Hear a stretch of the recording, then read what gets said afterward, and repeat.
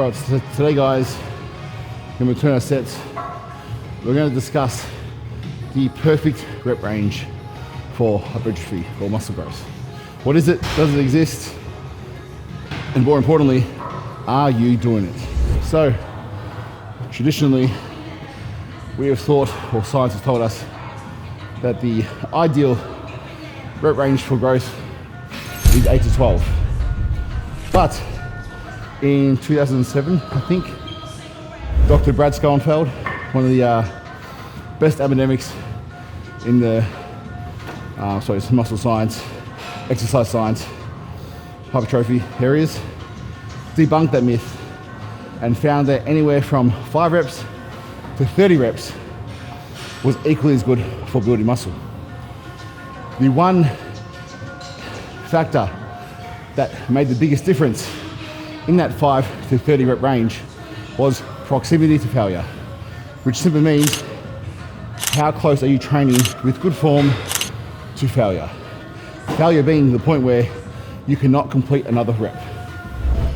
So if we know that we can achieve relatively the same amount of muscle growth, whether we're doing 5 reps, 10 reps, 15 reps, 20 reps, or 30 reps, but the limiting factor being, are we training failure? What that tells us is intensity is key.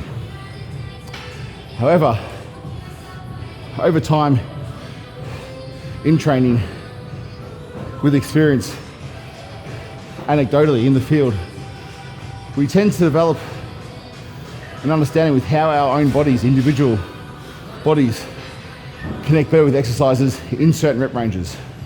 For instance, we might not feel a connection with a dumbbell lateral raise if we're doing 6 reps as our maxes. We also might find that the skill to lift that dumbbell or the control to be heavy enough to fail at 6 reps but not involve other muscle groups or lean or whatever else, it's almost impossible to do. So with a dumbbell side raise, I find personally anywhere from 12 to 15 and above to be the ideal range in terms of a weight where I can fail, but also a weight where I can really connect with that side lateral delt and feel the burn. So it's a very individual thing when it comes to choosing rep range for each exercise. And that's something that you develop over time. And yes, there are general rules, but it's also a very individual thing, okay? A good coach will understand that it can work different for everyone. And then they'll program accordingly to that client. No generic plans. So another important consideration with rep ranges is skill required to lift a certain weight. So every exercise requires skill. Performing a barbell squat requires skill. Performing a deadlift requires skill. Leg press requires skill. They all require skill. Skill is something that is learned. So, with years of training experience, we can learn to be more skillful in our lifting, which means we can then handle higher loads with that exercise. The skill required to do a 5 rep max and avoid injury and good connection with the target muscles on the squat is tremendous. You cannot walk into the gym and do a 5 rep max on day 1. It won't work. You haven't got the skill or the stabilizing muscles or the strength to perform that. So you're better off starting with that squat at a 10 to 15 rep range and learn to get the art of lifting and become skillful at the movement in that rep range, which is much safer because you're going to require a lighter load. Once you get more skillful with experience, you can then increase the load and lower the reps so that you're failing at that 5 to 10 rep range if you deem it necessary to do so. But you must get skillful at lifting. Another thing to consider is what is failure and what does the rep range mean? A lot of people think that a 6 to 10 rep range will mean heavy weight, and then a 15 to 20 rep range will mean lighter weight. In my opinion, there's no such thing as heavier and lighter weight. we're lifting to fail in the rep range. So it's always heavy for that rep range.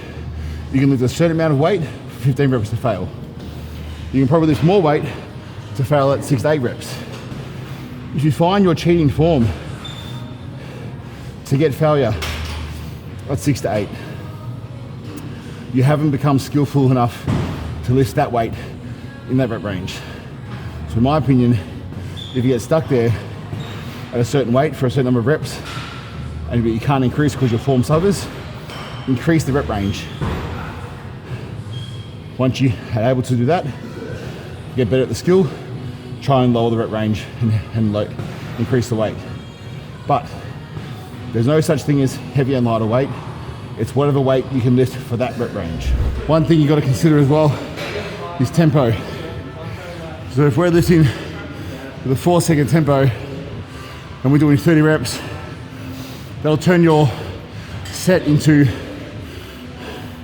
like 2.5 minute, 3-minute sets. I think ideally you want your sets to be between 45 to 90 seconds max. Anything longer than 90 seconds, you're probably taking the piss on a straight set. Drop sets, supersets, rest pause sets different. So, big believer in always lifting with a controlled negative. Most muscle damage is done in that negative part of the rep. The reason why is actually because I think you use half the amount of muscle fibers in the eccentric range phase. So you're making those muscle fibers work harder. So train to failure within that 5 to 30 rep range, but always keep your tempo in mind. So guys, just to finish off on the whole perfect reps for hypertrophy discussion, what do we know? We know that 8 to 12 reps isn't the only rep range for hypertrophy. We know that you can train with a rep range from anywhere starting at 5 reps up to 30 reps, with the limiting factor being how close or the proximity to failure you can train to with good form. So that means that for certain body parts, certain exercises, and also to your enjoyment and preference and how you connect, you can mix the rep ranges up. And any good program, I believe, will mix the rep ranges up. There is an argument for myofibrillar versus sarcoplasmic hypertrophy as well. That's for a different discussion point. But in most of our programs, you will find a mix of higher ranges and lower rep ranges, all with proximity to failure for working sets. So taking all sets to failure with tempo in mind, using full range of motion. A slight bias towards the length and range. I believe if you do this, you can't go wrong. Now, it also means that we know that progression in the gym is crucial to physique development, meaning you should be performing some kind of progressive overload. Now, if we lift 100 kilos for 10 reps, or 50 kilos for 20 reps, it's the same total load moved over that set. Is it the same? What would change me from lifting 100 kilos for 10 reps versus 50 kilos for 20 reps is maybe how I feel that day. So if I've had a day where I've done fucking 30,000 steps, or a massive argument with the missus or the boss, or had an accident on my way to the gym, or something went wrong, and my focus isn't quite there, I would probably opt for the high rep range, maybe some supersets. But the good thing is, we know last week we did 100 kilos for 10 reps. We know we moved 1,000 kilos for that set. So we know we just have to move 1,000 kilos for the set and we're done. So if we choose to halve the weight, we know it's 20 reps. If we choose to use 75 kilos, we know it's 15 reps. Either way, we should take comfort knowing that if we just move the same amount of load for that set, then we can argue quite robustly that we've maintained for that session. If we get a rep more, maybe we've even progressed. But that means if you're tracking, you can make those decisions according to your session each time. You're not just doing guesswork. Make sure you slow down the eccentrics or negative phase of the rep. Put extra focus there. Choose a rep range which suits the exercise you're doing and how you feel that day. Anywhere from 5 to 30 reps, making sure whatever rep range it is, you choose to go to failure for the working sets. And when it's all said and done, show up. Don't bitch out, no matter how you feel, show up to the gym, find a way to get it done. The tomorrow you will thank you for showing up today.